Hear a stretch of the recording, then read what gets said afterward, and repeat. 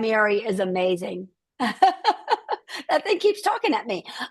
Why Mary is amazing. But I want to give you an example that really actually literally made me cry. If you guys know, I spoke at the global conference and Mary's sitting in the front row and she runs a global organization, but she took the time to take a picture of me standing on that stage and not only text it to me, but text it to me with just the nicest message. She cares so much about her executive directors, about her area directors, and about her members. There is nothing that she won't do for this organization, and it shines through in everything she does. I am so excited to have her here today. Mary, I said it to you a year ago. I have the biggest girl crush on you. I think you're just one of the most amazing people I've ever met. So I'm so happy you're here. Well, thank you, Anne. I was honored when you asked me to join the. By the way, why don't you go ahead and let me share my desktop? That way, I can move the slides between. If you all don't mind, I'll go ahead and do that. I know how to share my desktop, so if you'll unshare, I'll go ahead. Great, we'll do that in just a minute. Anne, I still remember meeting you about a year and a half ago, and I knew you were going to be a dynamo coming into this area, and I'm seeing it for all you members.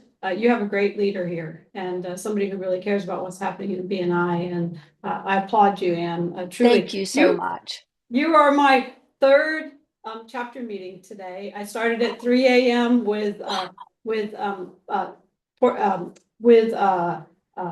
Lisbon, and then I went to Malaysia, and now today I'm in Maryland. You're my first one in English, which has been lovely because our meetings are so tight and concise. It's easy to follow along. So I've been able to follow along, but for you guys, it's been a whole lot easier. Very well run meeting. I commend all of you. And, one of the reasons I'm here today is because it's International Networking Week. I don't know if you know that, but we make a concerted effort to spend time making sure that we get out to as many chapters as possible. I also want to tell all of you, you are my 70th chapter meeting outside of my own chapter. And I getting to celebrate that with all of you. I'm a big fan of understanding what the customer experience is. And as members, you are our customer, and being very thoughtful about how we do that. And so I'm just going to take a few minutes and do my Giver Gains profile so that you know who I am. And by the way, I saw the first slide where it said Mary Thompson Kennedy. I'm actually Mary Kennedy Thompson. My maiden name was Kennedy, and I promised my father I'd keep that in my name to keep him happy. In fact, in the picture on the center, on the top left-hand side, you can see my dad. This is our daughter's wedding. And a little bit I like to share about people is if you look in the upper left-hand side, you'll notice that I've been in uniforms most of my life. I started as a Girl Scout, and the picture that looks like a man sitting on a tree stump holding an M16A1 is me. I spent 8 years in the Marine Corps. And for those of you, I know there are many people here in this chapter who have served for our country. And I just want to say thank you so much for your service. I've been completely fortunate to spend the last 45 years of my life with the most amazing man, my husband, Will Thompson, who is our elected DA in our county. And you can see his picture up at the top. And then lastly, if you look in the lower right-hand corner, you'll see some time. I spent a lot of time with Dr. Ivan Meisner and Graham Weimiller, who was our prior CEO, to really make sure I understand and understood the heart and the soul of this business, because our culture is really important. And high growth, my experiences with high growth companies. And so I want to just point that out. And then down at the bottom, my most important title is Noni. If you look at the very bottom center, those are my grandson, Jude and James. And when you think about professional, I've spent the last 30 years in franchising. I have, in the last 3 organizations I've led, I've been able to affect a 10x growth in 9 years or less. I plan to do the same here. We had a great year in 25. I'm really impressed and proud of all that you are doing and all that the team is doing. And my focus is on helping all of us keep our focus on the things that matter, to grow our businesses, to help you grow your businesses, to change the way the world does business. And when you think about changing the way the world does business, there's some interesting things that are happening right now that I think we should be paying attention to. There's a good book by John DeJulius. He's done a lot of work on customer service. and it's called the relationship economy. And he talks about, at BNI, we are the answer, we are the antidote to what's happening on the digital world with the AI. And all of those things are happening in the digital world. They're important and they're big, and I think they're going to be mostly good. What's happening, though, is as this pendulum swings way toward the digital connectivity, there is going to be a rise of the relationship economy. And it's going to be essential for businesses and leaders to really have a capacity to form human relationships. And if you think about that, is exactly what we do at BNI. And when you think about your businesses, I want you to also think about how you do that. And Forbes had a great article that I read a couple of years ago that talked about this rise of the relationship economy and the best qualities for those companies that would succeed the most in the next 10 to 15 years. And they had 6 qualities.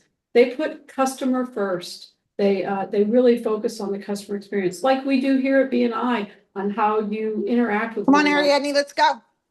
And then high transparency, and then also, a set of shared values. We lead with givers gain. We know that if you look to give first, it unlocks relationships and unlocks opportunities within businesses. And then this connection, how you come here to feel connected. I was watching all the chat where you guys, hey, there's a happy hour. If I could make it there tonight, I'd go there myself, because it looks like it's going to be a rocking thing to go to. And I think that connection just makes so many things important for us. And then, do you have customers that are brand ambassadors? Every time you invite a visitor to this chapter, you are being a brand ambassador. Every time your customer recommends another customer to you, they're being a brand ambassador. And then creating the positive impact. We are very clear in our vision to change the way the world does business.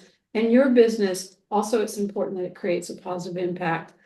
I believe our positive impact starts with our core values, and that we can never forget those. I pick one every year to really pay attention to. When I first got here, the first year I was here, I focused on givers gain. Last year, I focused on building relationships. This year's traditions and innovation. What are the things that are important to us that we should not change? And where are the things like AI, which we have been bringing in AI into what we're doing? When you think about the relationship economy, what's happening in the world, when I say we are the answer to what's happening, there's a really interesting shift. And I know there are a number of you on this meeting that are millennials. Millennials have really come in and changed the way the world does business. 83% of them want to work with brands that align with them on values. So when you're talking about them, when you're living your values, and just remember this, it's not your beliefs that make you a better person or make you a better company, it's your behavior. So when you live those values, what happens is millennials really want to do business with you, as well as other generations. Gen X is looking for, good value for what they're spending. Millennials want transparency and commitment. And Gen Z, they're seeking authenticity. So as a leader, are you being authentic? As a company, are you being authentic? And when you're there in your chapter, do you bring authenticity to what you do? Because it boils down to trust. Trust is everything. Trust is at the heart of our referrals. Trust is at the heart of a leader leading people to the next place. And when you think about trust, it's this circle that goes round and round. And when you do one thing, it leads to the next and leads to the next. So first, we want to exert our influence to inspire. I use the word inspire a lot because it means a lot to me. The Latin root of the word inspire means to breathe life into. So when you exert influence, you breathe life into others as a leader, and it starts to build cooperation and enables cooperation, which then lets you start creating plans and executing brilliantly. And as you execute brilliantly, you build more trust that allows you to exert more influence, to have more cooperation, to create smart plans and execute brilliantly. And it goes around and around. And, we have a great ROI. On average, our average member, for every dollar they spend in dues, they get about an 80 times return on their investment. That's pretty amazing. And those that spend the most time doing one-to-ones, those that come up into leadership roles, those that bring visitors in, they see the highest return. One of the things, one of our values is accountability, and I'm a big believer in accountability. And so one of the ways that we hold you accountable for following the rules and and bringing people in and bringing new people in. I watched you guys today said, yes, we will do that. Well, the other way is you hold us accountable. These are the things we're working on in 2026, on growing membership, on creating new business opportunities. You'll see a number of those, and you'll hear from Ann on that, across the year. I want to point you to the very bottom of this page. If you look at our foundation, of course, our values are our foundation, but also we have four, in Rome, when you would build a building, you'd have a leftmost cornerstone, and that's where you started the building. And the cornerstones are what keep the building strong. Our cornerstones are members first. You come first. You are our customers. Remember the relationship economy and what that does. We'll continue to attract top talent. We brought in some amazing talent in the last year and a half. Simplify processes. You'll continue to see simplified processes, and then execute brilliantly. I'd rather execute brilliantly on a 60% idea than have a 40% execution on a 100% idea. Really, we are changing the way the world does business. And I'm going to skip ahead because I want to share this one thing with you. There are 4 pillars. The Speed of Trust by Stephen Covey says there's 4 pillars to creating trust. There's integrity, there's intention, there's your capabilities and your results. And I leave you with this thought here on who you are as a leader, who you are within your chapter, and who you are within your business. Do you, on integrity, stand for something? Are you congruent? Are you the same person across multiple ways? Do you state your intentions and have good intentions? Are you able to say to people, I seek your greatest good, and really mean it? Are you growing your capabilities? One of our values is lifelong learning. Are you growing your skills and your talents? Are you paying attention to your attitudes? And do you have strong goals to hit? And then finally, are you creating results? Are you taking responsibility for results that are happening and are not happening? And are you expecting to win and looking into finishing very strong on what you do? Because really, leadership is an achievement of trust. And as you lead your organization, as you lead within the chapter, as you lead your life, I encourage you to think about how you're building trust as a leader.